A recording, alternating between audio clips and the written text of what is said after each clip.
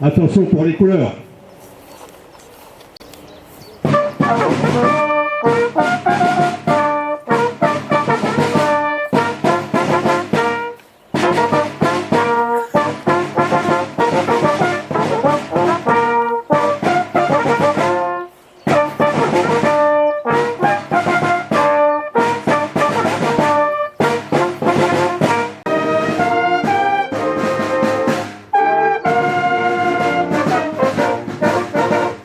Chaleureusement pour ce geste qui permet de garder en mémoire le sacrifice de nos soldats, sans oublier le vide laissé dans leur famille. Nous n'avons pas connu notre grand-père. Nos mères, nées en 1935 et 1941, ont peu ou pas connu leur père. Notre grand-mère ne nous a jamais parlé de son époux, comme si elle gardait en elle une sorte de honte de la défaite et des difficiles conditions qui suivirent. Elle a pourtant veillé sur nous et s'est toujours montrée généreuse, voulant nous épargner ce qu'elle avait vécu. À la fin de la guerre, elle s'est rendue au Hanoir pour récupérer la dépouille de son mari et pouvoir la déposer dans le caveau familial. Elle gardait un très bon souvenir de l'accueil offert par le maire d'alors, qui l'informa des circonstances du décès de David Tron, c'est-à-dire l'attaque de l'ambulance dans laquelle il se trouvait après la perte de ses jambes au combat. Plus tard, chacun leur tour, les descendants de David sont venus au Hanoir par curiosité et pour se recueillir devant ce monument. L'aîné des petits-fils s'était fait la promesse d'une première visite l'année de ses 34 ans, l'âge de son grand-père au moment des faits. Il y revint une seconde et dernière fois en 2010 avec ses enfants, quand il en était encore capable. Nous gardons un excellent souvenir du Pays de Caux, même si la baignade au bord de la côte d'Albâtre est un peu fraîche pour des Méditerranéens. Encore merci, Yves Bousqueno et David Nadji. Je vais maintenant vous lire un extrait du témoignage de Claude Georges, ici présent, qui avait 9 ans en 1940.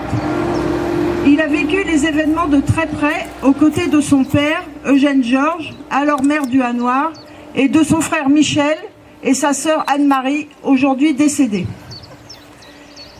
Le matin du 10 juin 1940, les Allemands sont passés sur la route en bas sans s'arrêter.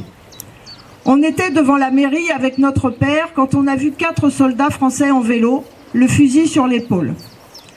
Un de ces 4 soldats a été retrouvé au bout de 4 jours, route d'Yvetot. C'était André Boulard. Vers 3 heures de l'après-midi, une quarantaine d'Allemands sont arrivés à la ferme. Dans la soirée, les Allemands étaient au manoir et ils tiraient sur ceux qui passaient sur la route de la vallée. Sur cette route, il y a eu beaucoup de morts, dont Gérard Chartrère, Baptiste Bernard et Gabriel Brossard. Beaucoup de soldats français ont été faits prisonniers au-dessus du bois des côtes du Hanoir. Les soldats sortaient des camions et s'enfuyaient vers le bois. Un soldat, sans doute Émile Martinet, a été retrouvé mort contre un arbre dans cette forêt. Les Allemands ont aussi tiré sur un camion anglais chargé d'un canon et d'obus qui se trouvait là devant l'église. Le camion a brûlé, c'était la nuit, les obus ont pété et ça a mis le feu à la maison à côté. Les 2 soldats anglais sont aujourd'hui dans le cimetière. Et puis, ils ont tiré aussi sur 2 ambulances qui passaient route d'Yvetot.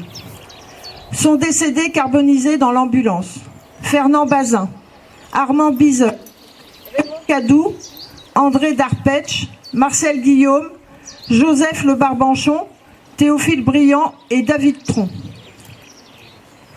Georges Choquet a été mitraillé en bas du manoir. C'était le plus jeune des soldats morts. Paul Pichon a été retrouvé avec juste un peu de terre sur lui à la barrière de la ferme des Colombiers. Les morts ont été enterrés là où il y a le monument aujourd'hui, puis exhumés. Toutes les familles des soldats morts ici sont venues chez nous à la ferme après la guerre. Certaines sont venues pendant longtemps. En 1954, mon père a financé, avec ses indemnités de maire, ce monument à la mémoire des 17 soldats tués au cours de ces tragiques journées. Chaque année, le curé bénissait ce monument après la messe. C'était mon frère Michel qui répondait « Mort au champ d'honneur » après chaque nom. C'est une très grande joie d'être présent ici aujourd'hui et de voir que le souvenir de ces événements qui ont marqué la commune se perpétue tant d'années après, ici au Hanoir, où j'ai passé toute ma jeunesse. Merci encore. 9 juin 1940, les forces allemandes prennent la ville de Rouen après un mois de lutte engagée depuis les Ardennes et le nord du pays. Les Allemands, privés momentanément de moyens de traverser la Seine, décident d'encercler le 9e corps d'armée auquel est jointe la 51e division. Ces milliers d'hommes tentent de rejoindre Le Havre, mais le 10 juin, les troupes de la 7e Panzer, menées par le célèbre général Rommel, gagnent la Manche en suivant la vallée de la Durdan, commandant les Alliés à se défendre dans la région valéricaise en gardant le mince espoir d'une évacuation par la mer.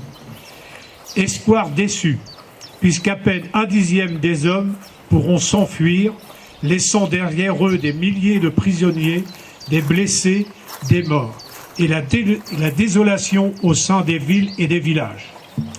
Notre village du Hanoir a été malgré lui le témoin des violences de la guerre. Le 10 juin, il est sur la route des divisions Panzer qui ont laissé derrière elles Yvetot. Aux alentours de midi, dans leur course jusqu'à Velette-sur-Mer, les Allemands semblent ne faire que passer. Leur objectif atteint, ils s'installent dans l'après-midi en bénéficiant des points hauts de la vallée. Plusieurs soldats alliés sont tués au fur et à mesure que les heures s'égrènent, jusqu'au moment funeste où 2 ambulances françaises et un camion britannique, dans l'ultime tentative de forcer le passage, sont visés et prennent feu en décimant affreusement leur équipage. Ces hommes qui vivaient ordinairement bien loin de la Normandie sont morts tragiquement, mais avec s'être fièrement battus pour la défense de nos idéaux et de nos valeurs. Je veux saluer aujourd'hui leur dévouement et leur courage à travers cet hommage qui nous associe tous aujourd'hui. Ce monument témoigne de la volonté de notre village de se souvenir, décennie après décennie, les noms gravés sur ces malheureux Français et Britanniques expriment notre reconnaissance, mais aussi notre souhait de conserver l'amitié qui lie nos nations. Vive la République et vive la France. Au nom de l'ambassade du Royaume-Uni, de l'armée de terre britannique et de la 50e brigade d'infanterie écossaise, je suis honoré et fier d'être parmi vous pour célébrer cet anniversaire. Il y a 83 ans, mes grands anciens de la 50e Highland Division, sous les ordres du 9e corps d'armée française, ont combattu ici aux côtés de leurs camarades français. Ce terrible combat amène malheureusement la reddition de la 50e le 10 juin. La perte de cette division était un coup dur pour le Royaume-Uni, surtout l'Écosse, et surtout poursuivi pour la France par 4 ans d'une terrible occupation. Aujourd'hui, au Hanoir, nous pensons particulièrement du Warrant Officer Class 2 Battery Sergeant Major William Cooper et son camarade inconnu, qui reposent en paix à côté de leurs frères d'armes français avec lesquels ils ont combattu en 40 jusqu'au bout. Le souvenir de leur sacrifice et de leur abnégation reste vivace et les militaires écossais de nos jours font tout pour être à la hauteur de ce noble héritage. Étant officier de actif du régiment royal d'Écosse, ancien chef de corps du régiment sous les ordres du 50e brigade écossaise et actuellement affecté en France, c'est un véritable honneur pour moi d'être parmi vous. Nous sommes fiers du dévouement du 50e Highland Division et nous sommes vraiment reconnaissants pour la façon dont vous entretenez leur mémoire. Je vous en remercie sincèrement.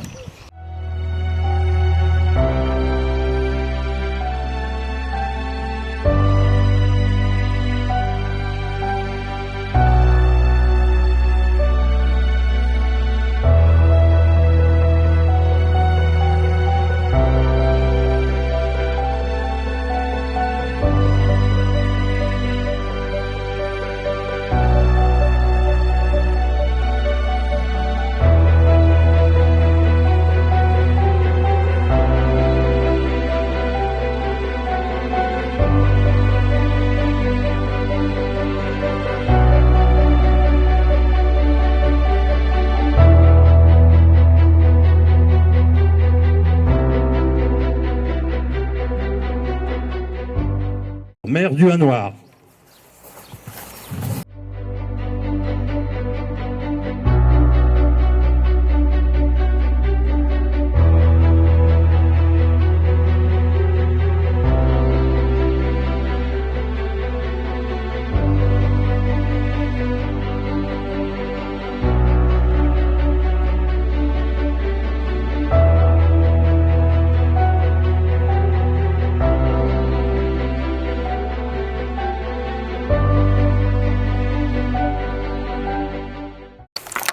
Dépôt de germe de M. Jérôme Lheureux, président de la communauté de communes de la Côte d'Albâtre.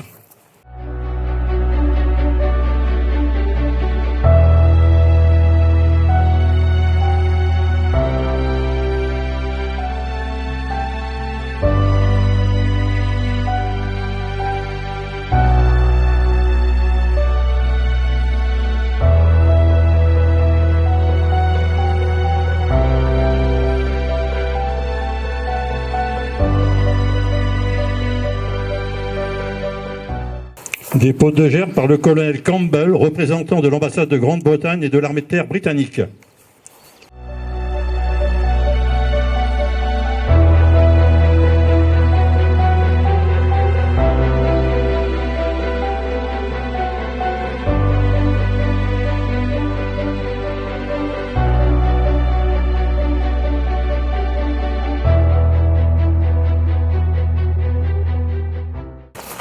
Dépôt de germe de M. Pascal Vion, sous-préfet de Dieppe, représentant le préfet de la région Normandie et le préfet de la Seine-Maritime.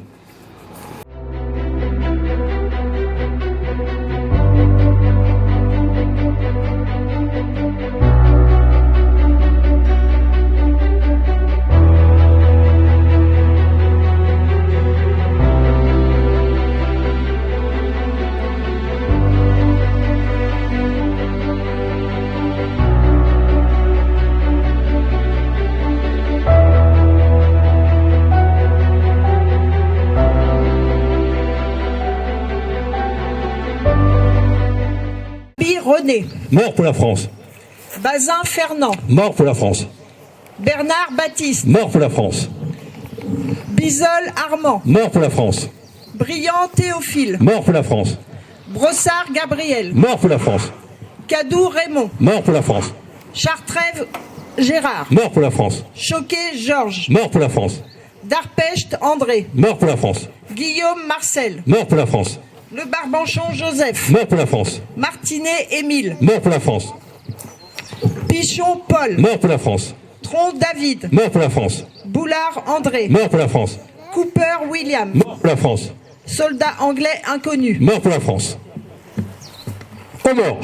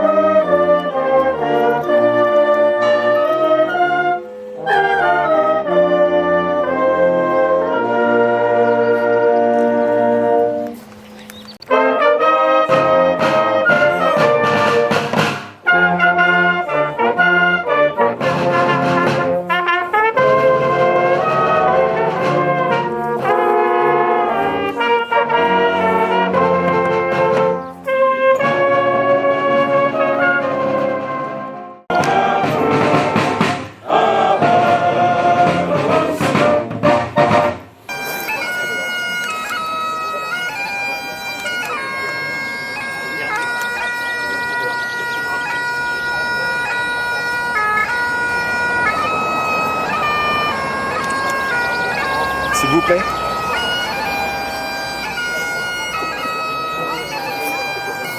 Merci.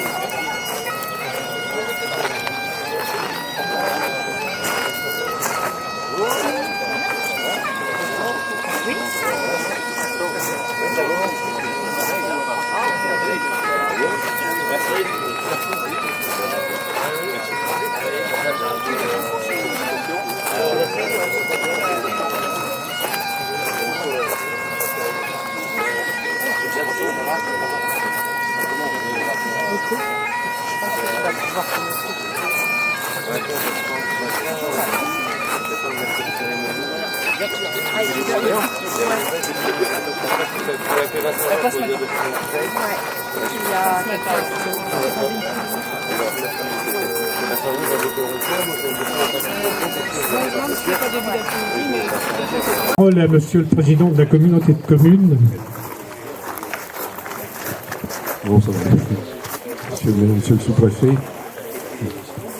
mesdames et messieurs, il y a un an, la communauté de communes de la Côte d'Albâtre avait le plaisir d'inaugurer à Saint-Valery-en-Caux le premier panneau explicatif des parcours de mémoire liés à la bataille de juin 40 qui a tant affecté notre territoire.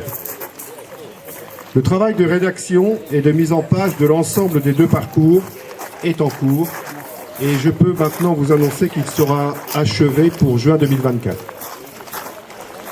Toutefois, les choix faits pour concevoir des parcours accessibles aux randonneurs en toute sécurité nous ont conduit à ne pas pouvoir intégrer plusieurs communes.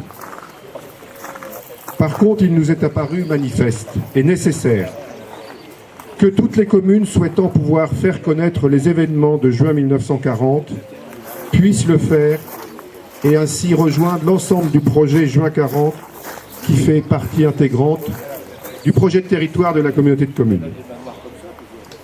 Par ailleurs, le travail de recherche de nos services et de nos historiens partenaires, professionnels ou amateurs, nous permet aujourd'hui de pouvoir expliquer dans le détail et de manière factuelle ces faits de guerre multiples et les enseignements que l'on peut en tirer pour la compréhension de la bataille de Saint-Valery-en-Caux.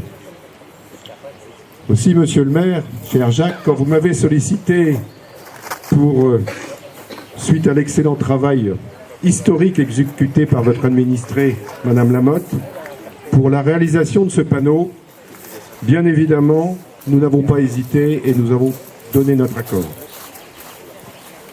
Sous l'autorité scientifique du docteur Valentin Schneider, nous avons complété les informations communiquées et nous sommes fiers aujourd'hui de vous présenter ce panneau annexe au parcours de juin 1940. Une douzaine d'autres seront installés d'ici juin 2025 sur l'ensemble du territoire de la communauté de communes, à proximité ou non des parcours, pour évoquer des faits de guerre précis et locaux sur l'ensemble des territoires et des communes de la communauté. Avant de conclure, je voudrais simplement remercier tous ceux qui ont participé de près ou de loin à la mise en place de ces équipements à l'échelle de nos communes. Les partenaires techniques, les partenaires institutionnels et financiers. D'abord, M. Valentin Schneider, qui est le garant des faits historiques. Il n'est pas là. Il était là l'année dernière. Voilà. Claire Lamotte, la SARL Boa qui a réalisé ces panneaux. Bien évidemment, la préfecture de la Seine-Maritime. L'ONAC VG, la région Normandie, le département de la Seine-Maritime. Et pour ce qui nous concerne aujourd'hui, bien évidemment, la commune du Hanoir. Merci à vous.